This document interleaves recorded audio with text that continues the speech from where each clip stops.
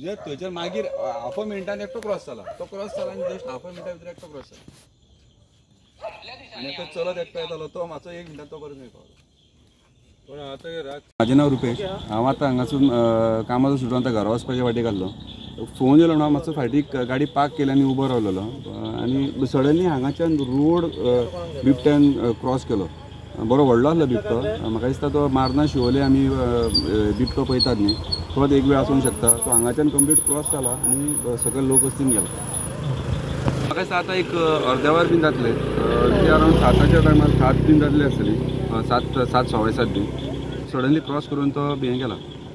लोकां कडेन मागता की तेंच्यांनी मातशें शादूर रावचें, जेणे करून रातभर तेंच्यांनी दारां बिरां बिश्टी उक्ती दवरची न्ही आनी सावध रावपाक जाय रातभर. तो आतां ताका खंय तरी खावंक बीन मेळोंक ना जाल्यार कोणाच्या घरान बीन एक वेळ घुसोवंक शकता. आतां हांव जस्ट आमचो एक गांवचो भुरगो रुपेश गांव हो वयतालो, थंय रावलो जप करून ताका तो वाघ क्रॉस करता आसतना दिसलो. सो तेणी म्हाका येवन सकयल सांगलें की वाघ क्रॉस केला म्हणून. म्हाका आतां भंय आहा की तो जंगलान गेला पळय, तो गांवचे सद्याक गांवांत मातशें हें आसा की खूब लोक आहा.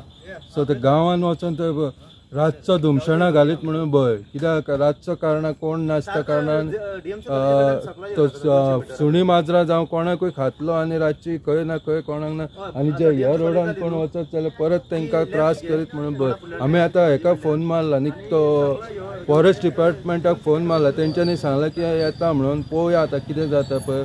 आनी आतां हे भयाचें एक वातावरण जालां आसा गांव. हय पळय एकटो पावलो.